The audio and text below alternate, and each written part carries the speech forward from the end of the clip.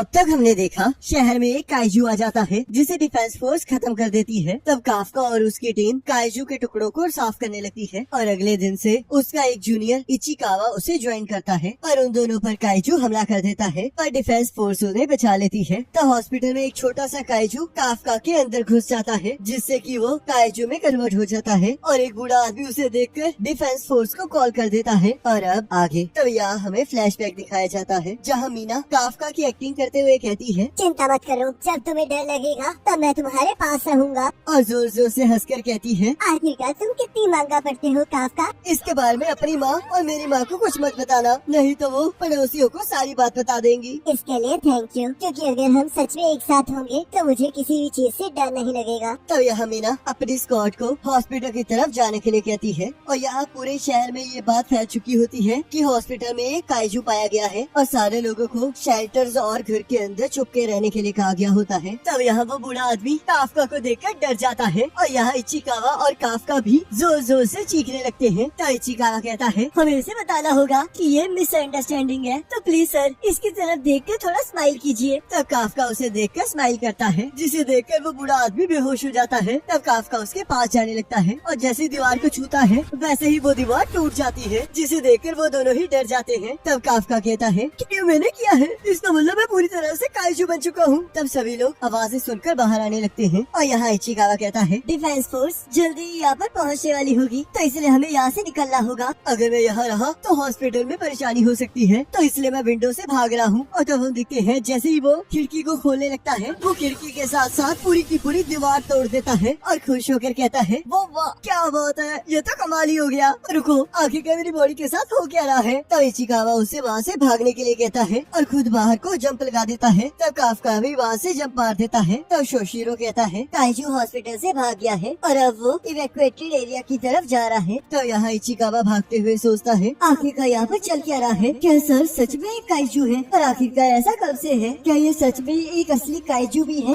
मुझे एक चीज कंफर्म करनी है सर, क्या आप अभी भी अपने होशो आवाज में है ना? मुझे तो इसके बारे में खुद नहीं पता है। आखिरकार ये क्या है? क्या ये किसी तरह का स्पेशल मोड है? ये चीज तो मैं जानना चाहता हूँ। और तब उसके मुंह में से एक अजीब सी चीज बाहर आती है जो कि एक पक्षी को पकड़ लेती है। तब काफका कहता है, देखो इचिकावा, मैं एक पक्षी को जिंदा खा रहा हूँ। ये तो सच में बहुत बेकार है। तब काफका अपनी नॉर्मल फॉर्म में आ जाता है और कहता है, इचिकावा एक मुसीबत हो गई है, मुझे सुसु जाना है और मेरी बॉडी इस टाइम कंट्रोल नहीं कर पा रही है। ये बिल्कुल भी अच्छी बात नहीं है। मैं एक बड़ा आदमी हो गया हूँ, तो इसलिए मैं ये नहीं चाहता कि मैं रास्ते में सुसु करता हुआ जाऊँ। ऐसे आप सुसु करोगे कहाँ से? मुझे तो सही पार्ट ही नहीं दिखाई दे रहा। और तब उसका सुसु गलत जगह से बहने लगता है। वैसे काइजू के सुसु करने का तरीका थोड़ा कैजुअल है ना? तब वो दोनों इस चीज को देखकर पूरी तरह से शॉक हो जाते हैं। तब काफका कहता है, अब मुझसे कोई शादी नहीं करेगा, मैं बस यहाँ पर अब मरना चाहता हूँ। आपको इस टाइम बाकी चीजों की तरफ ध्यान देना चाहिए। तो चलिए हमें यहाँ से जल्दी निकलना होगा। पर इचिकावा, मुझे ये बताओ, क्या मैं इस हालत में डिफेंस फोर्स ज्वाइन कर सकता हूँ? बिल्कुल भी नहीं। इस टाइम आप वो बन गए हैं जिससे कि वो लोगों को बचाते हैं, तो वो आपको देखते ही मार डालेंगे। मुझे लगा ही था।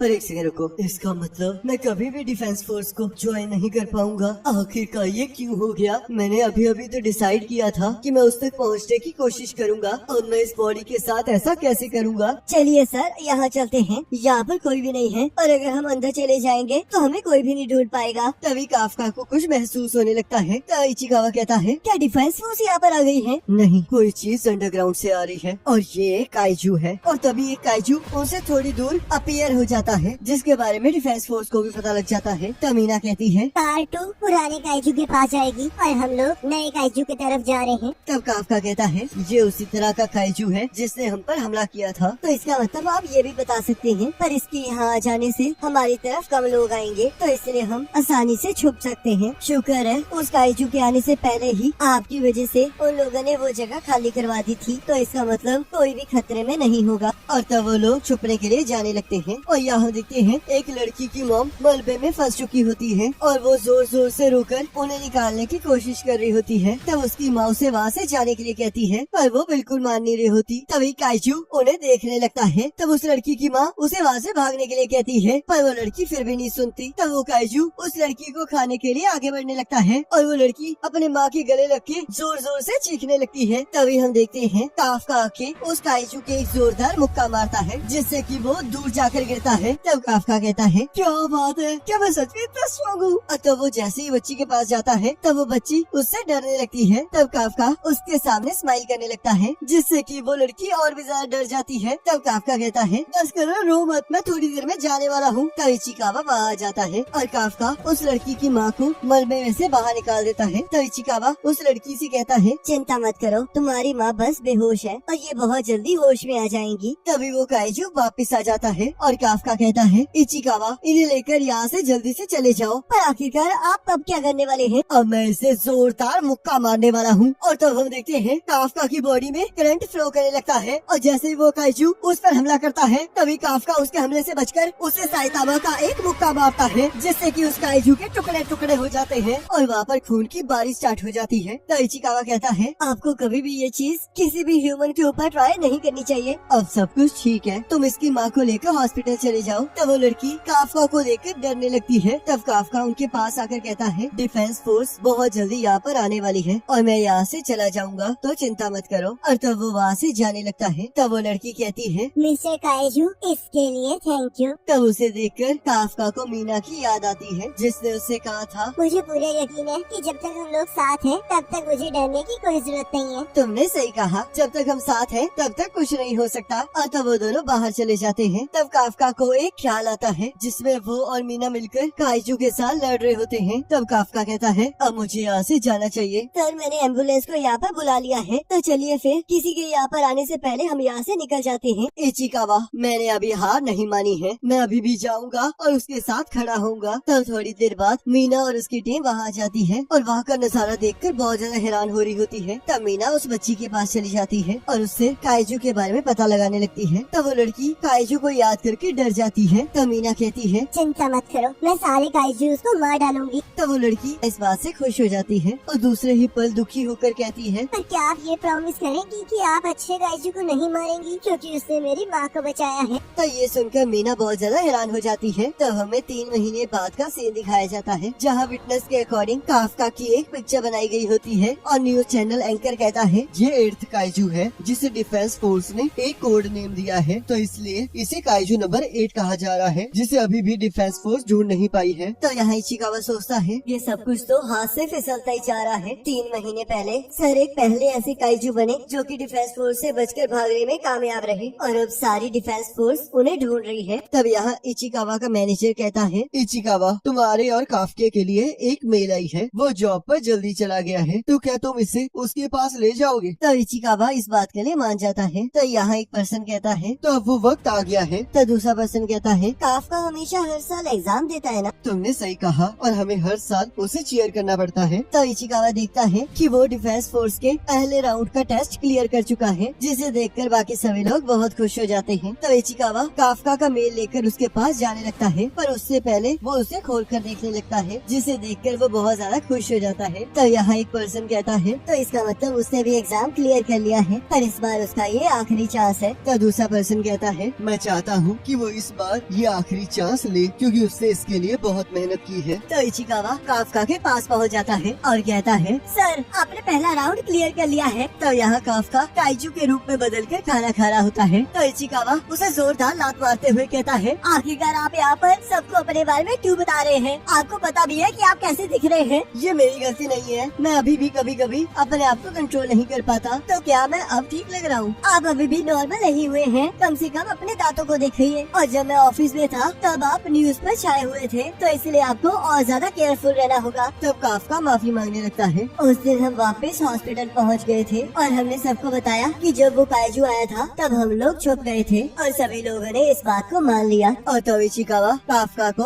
उसकी लेटर दिखाता है जिसे देखकर काफका खुश हो जाता है। तो इचिकावा कहता है मुझे तो लगा था कि आप खुशी से झूम उठेंगे। फर्स्ट राउंड तो मैं हमेशा पास कर लेता हूँ, मैं तो सेकेंड राउंड में फेल होता हूँ। तो आपको इस चीज पे इतना गर्व क्यों हो रहा है? तो अब आप क्या करने वाले हैं? क्या आप इस बॉडी के साथ अपना सेकेंड राउंड देने जाएंगे? चिंता मत करो, मुझे कोई भी नहीं पहचान पाएगा। पर आपको देखकर तो ऐसा बिल्कुल नहीं लग रहा है। पहले राउंड में सिर्फ रिटन टेस्ट और पेपर वर्क था, पर सेकेंड राउंड में चारों तरफ ऑफिसर्स होंगे और अगर आप वहाँ पर कन्वर्ट हुए तो वो आपको देखते ही मार डालेंगे। चाहे जो मर्जी हो पर मैं फिर भी इस एग्जाम को जरूर दूंगा। मैंने पिछले 3 महीने बहुत मेहनत की है पर मैं फिर भी ये नहीं जान पाया हूँ कि मैं वापस कैसे कन्वर्ट होऊंगा। मैं अभी 32 इयर्स इसका हूँ और ये मेरा लास्ट चांस है, तो इसलिए मैं इसे वेस्ट बिल्कुल नहीं करूँगा। पर आप याद रखिएगा, अगर आपको कुछ भी हुआ तो मैं पीछे बिल्कुल नहीं हटने वाला, और अगर हम ये कर रहे हैं तो इसका मतलब अब से हम राइवल्स हैं। तब काफका बॉटल का कैप खोलने लगता है और उससे वो खुल नहीं रहा होता, जिससे कि वो काइजू में कन्वर्ट होके उसे तोड़ देता है। तो इचिकावा कहता है, मैंने जो भी अभी कहा मैं उसे वापस लेता हूँ और आप एग्जाम को स्किप कर दीजिए। तब काफका इचिकावा का पैर पकड़ लेता है। सब कुछ ठीक रहेगा, जब एग्जाम होगा तब तक मैं ठीक हो चुका हूँ। प्लीज मुझे इस तरह अकेले मत छोड़ो। चाहे जो मर्जी हो जाए, पर मैं आपकी मदद नहीं करूँगा। तो अब सारे लोग यहाँ पर बहुत जल्दी आने वाले हैं, तो इसलिए जल्द से जल्द ट्रांसफॉर्म हो जाइए। अगर ये पास हुआ होता